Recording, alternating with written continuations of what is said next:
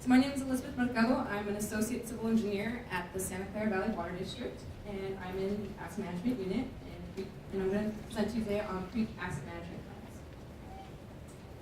So a little overview of what I'm going to present is just a little bit about facts about the district, and also then go into detail about the creek asset management plans. So just on a show of hands, is there anybody here that works with creeks or watersheds or stormwater management? Okay, so that's one I'm talking to then, I guess. All right, so I'm going to try to highlight some areas within the presentation that could also be useful for water utility pipeline as well. So with that, again, going into creek asset management plans, kind of going into detail on the condition assessments and the technology involvement, because that right there has been constantly changing. We're still looking into that. And then also the development of the management strategies for one example of a creek that I just recently completed in December. So our mission is to provide Silicon Valley safe, clean water for a healthy environment and economy. And just pay special attention to that far left creek. Okay, oops, I'm going backwards. There we go. Oh, see, I don't know how to work this, okay. Yes, all right, there. All right, and then all of our creek asset management plans are based on the 10-step EPA model. You may have seen this before, but it's mainly answering these 5 main questions on what are the current state of the assets, which ones are more critical for performance, for sustained performance, and what are the O&M and CMP improvement strategies to ensure that we are making the best use of our funds at the right time.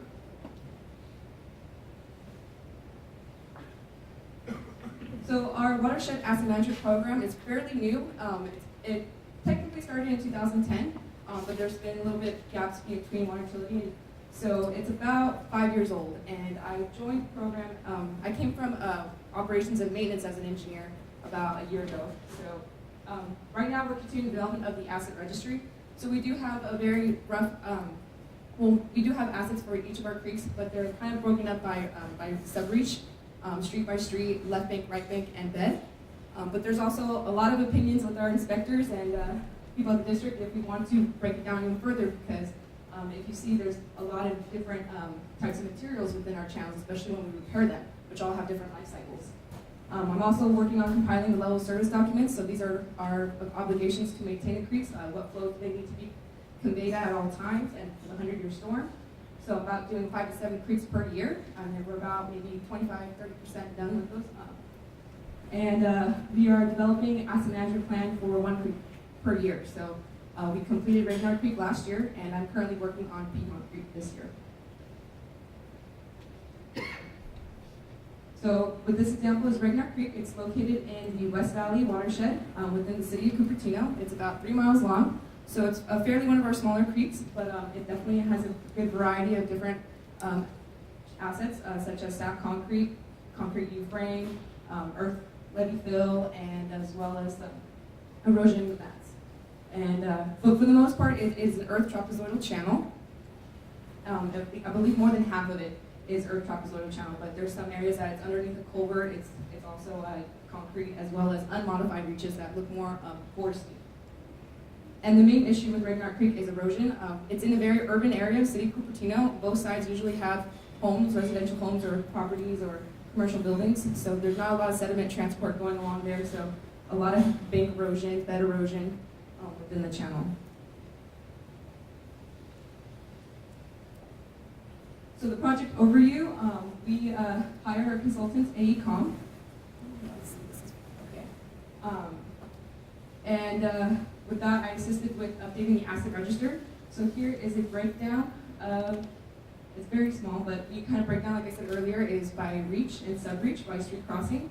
And then we went further into left bank, right bank, and bed, as well as if there's any weirs, fish ladders, stream gauges, those are point assets. And we perform field condition assessments for each segment, and development management strategies for each creek based on the asset type, and develop a long-term, 100-year horizon funding forecast.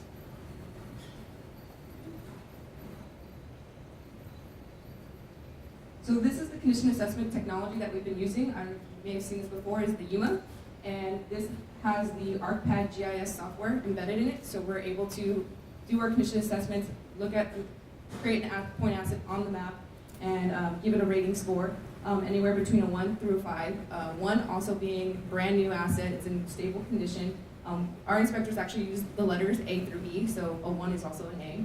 And the worst being an E, or a 5, which is basically an emergency repair, it's not meeting the level of service, something has failed.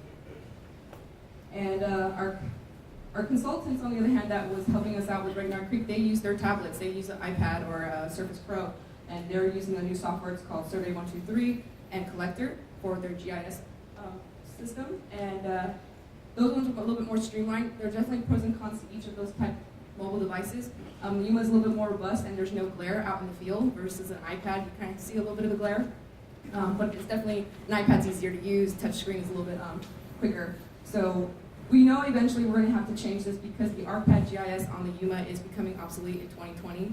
So we are looking into using Survey 123.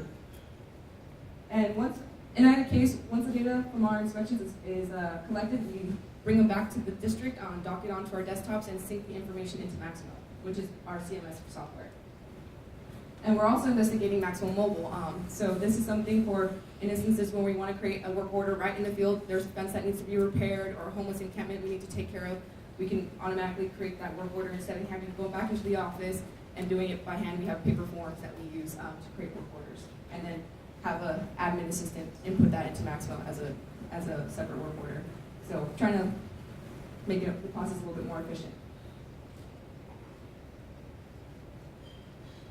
So this is a photo of the Survey 123, kind of what it looks like on the iPad. We were able to put some diagrams, and especially it was really great for the inspectors to see how we would rate a 1 to a 5 based on the erosion, how big the scours are, how much vegetation cover there is, and channel dilution. So for our concrete assets, like for those concrete U-frames, we can take into information about how long any cracks there may be in the concrete, as well as how many, and take photos, and as well as mark up the photos when doing the inspection.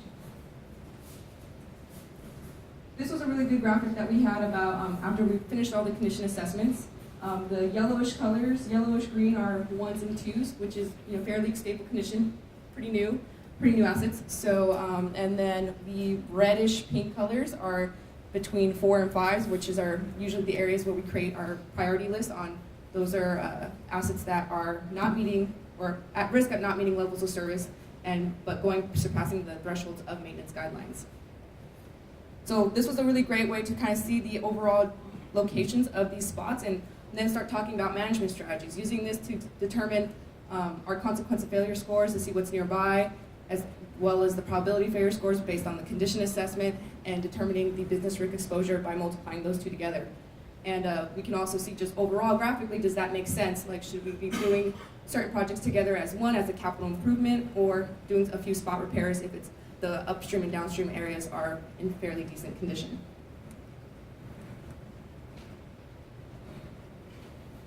So this is our management strategy development, kind of just what I just kind of went over. So the table is a summary of the business risk exposure, which is at a total of 150 points.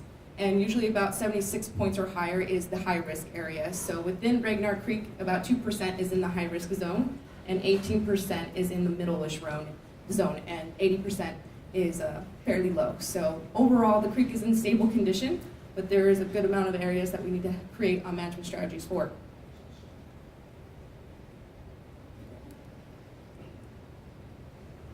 So we developed 3 management strategies. That was one lesson we learned.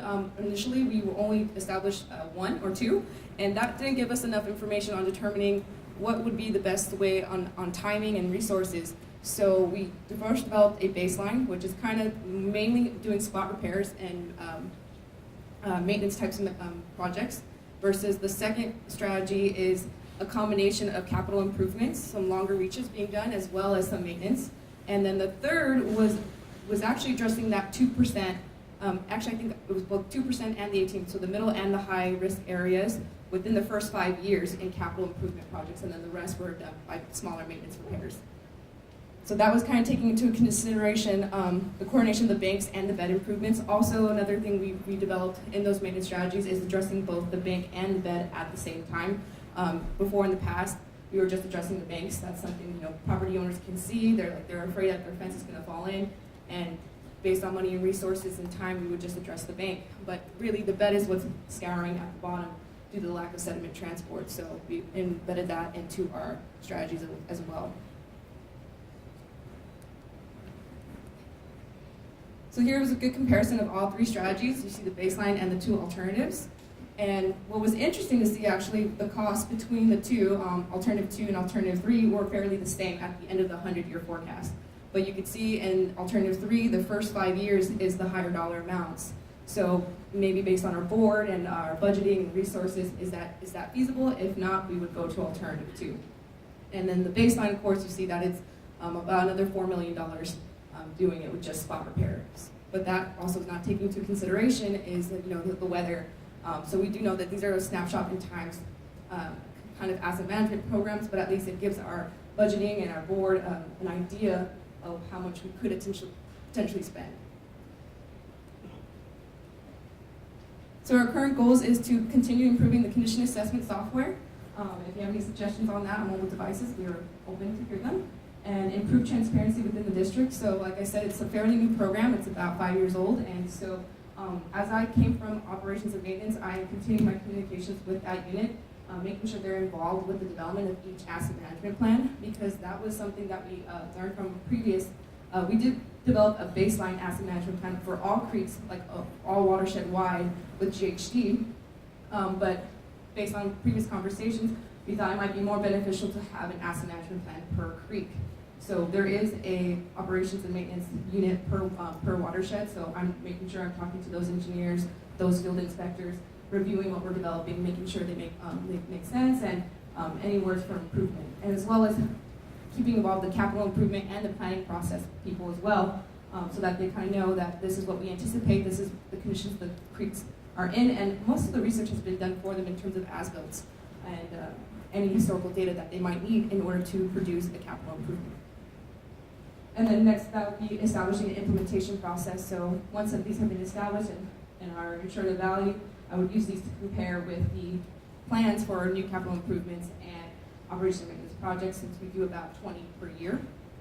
And maybe we can also create some additional preventative maintenance work orders within Maximo, so that we know that with Ringyard, about every 2 years, 300 feet needs to be repaired. We can create that work order automatically in the system, so that those inspectors and those field guys are aware that this work needs to get done, or we need to provide reasoning to defer it. And also is to create annual summary reports, so that way it's kind of comparing what's actually been done versus what was planned for within the asset management plan. So if there's ways that we should refine or review these asset management plans, I can go back to that as well. Any questions? I had a question about your asset structure. Mm-hmm. You said that, are you using the linear function of Maximo, or are you segmenting these in an asset hierarchy? So there's both linear and point assets. So they're more linear, and they're by like street crossings usually, Okay. or if not, there'll be like 300 feet segments. But then if there's a weir or a fish ladder, that would be a point segment within that subreach. And your condition assessments are based on those segments, and then it's aggregated in total? Yes, and that's where it's getting interesting right now, that we're talking with the inspectors on whether or not we want to create child assets, because there's some areas within that subreach has just been recently repaired. For example, let's say a subreach, one asset is 300 feet long, but we did a 50-foot spot repair. Do we want to create a child asset, because now that's a brand new structure, essentially with new rock? So that's the thing we're also contemplating, thinking about, and building. So. And then for your PMs, are you planning to report directly out of Maximo using the information you put in through the PM and the feedback from the field, or are you going to create those reports outside of Maximo? Ideally would be beforehand, but right now it's after. So we're still, until we get a Maximo mobile feature and update our technology, that won't happen until after that. So.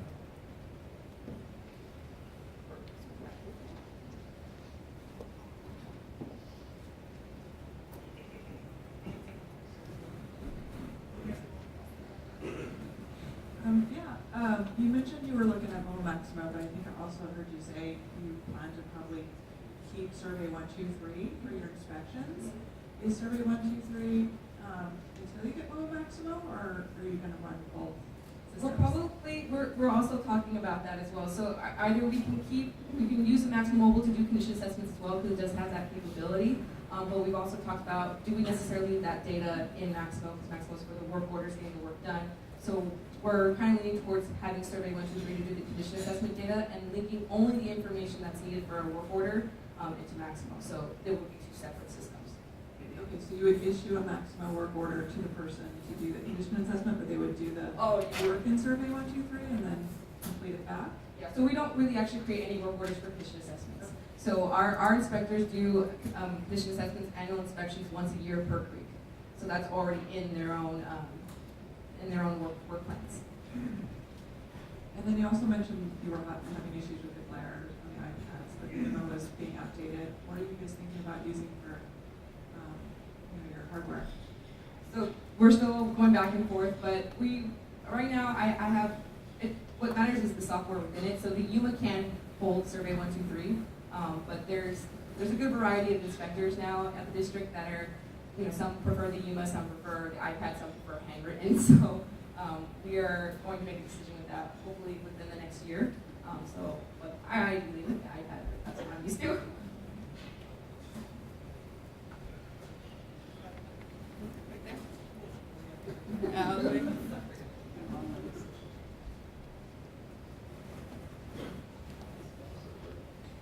Two questions. One, you mentioned that you have a 100-year funding model, and what's your plan on how often to update that? So right now the plan was every 5 years, but first step is to initiate an asset management plan per creek. So with 1 creek per year, it might take a while, and we want to see how the implementation process turns out. Maybe it might be once every 10 years. But that was when I first started, was the initial goal. And then the second question is, since you do manage creeks, how much energy have you put into determining the impact of climate change and more severe storms in the future when you think about managing? Yeah, so those conversations are starting now as well. So we haven't really put that into these asset management plans, but we do take into account the drought and how the soils are reacting. But that's something I also considered. Maybe we need to add a little bit more geomorphology and hydrology studies within these asset management plans. But those conversations are starting also right now in the district. So, I don't know if I need to use this. I think asset management can be applied to almost anything. I'm wondering how this is working with the other folks that you have to work with, like the biologists or maybe the homeless advocates. I am a biologist by training, but I could see how this could work if you had the right approach, but I could also see how you might have some pushback. Have you had to deal with that? Yes, we started talking about creating assets for more environmental purposes, for trees and mitigation sites, because those are very high resource areas if they are in danger of being flooded. So yes, the biologist, it's very complicated because it also gets a little bit political in there as well. So I also keep them in mind with the asset management plans, but right now it's been a little tricky making sure all these lines in a row, and we could have a multitude of assets if I were to create one per vegetation. So, but the permitting process is covered in our levels of service documents, so we do have that stream maintenance program that covers all those BMPs and biological aspects of the work that will get done. So prior to, it's still in the works.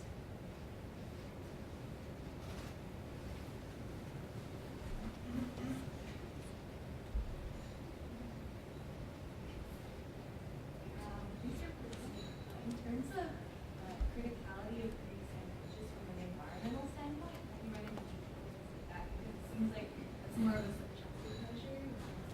How critical is reach based on biology? Sorry, can you repeat that? I can't really hear. For criticality, would you consider it from an environmental standpoint too? Yeah, it's like I said earlier. It's a little bit. It gets very complex on the environmental aspects, but it's a really good question because I'm still struggling with it. I'm trying to give the environmental planners that ability to take part, as well as because it's really it gets into the mitigation areas, because we want to do the work because we want to remediate. There's a lot of erosion scours going on, but at the same time, whenever we do any repairs, we have to mitigate elsewhere and we're running out of space, or even just the resources to get it and the time and the money. And so it's the numbers are very, very rough right now. So, but we are trying to make sure we're taking into consideration, at least have them involved. So it's in its early stages. Hi. You mentioned that you guys use a rating system from 1 to 5, or A to E, 1 being newest, 5 being the worst. How do you determine the in-betweens? Is it also very subjective, or do you have a rating system or a guide that you use for that? Yes, we have a guide. So I can kind of go back to that. Just because of the 15 minutes, I was trying to make time. Kind of small here, but so the 1 is fully functional, pretty much brand new, and then a 2, it's maybe a year or 2 old. It's still functional. It's in stable condition. A 3 is when it's starting to fairly, there's some damage, but it's not too troublesome. It's still meeting its level of service. There's no threat. For a creek, like it would be an erosion scour, maybe like 1 to 2 feet high, depending on how high the bank height is. And we also have we do have a guideline, but we'll actually here, you can click on these photos and kind of see that determination on what a 3 versus a 4 is. So, and then a 4 being, that is where we know a 4 is past the threshold of its maintenance guidelines. Say, for example, for sediment removal, in order for it to meet its level of service of flow conveyance, it can be no more than 1 to 2 feet of sediment within the channel. So we go and measure, and if it's past that, that's how we know it's a 4. Work needs to be done that summer. And then 5 is just imminent repair, like a bank, a trail has collapsed from a storm. So that's something that has to be done past sequence. Thank you.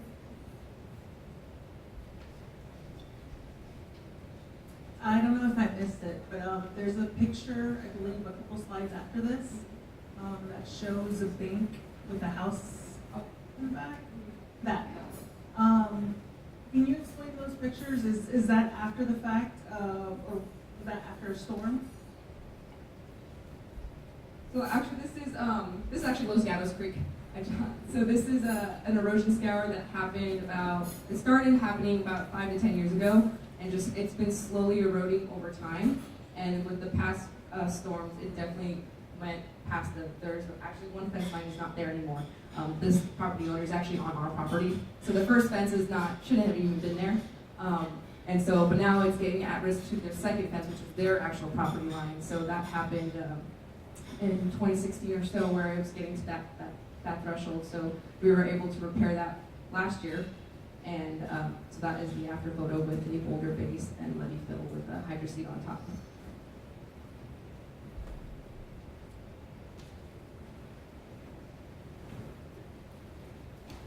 Thank you.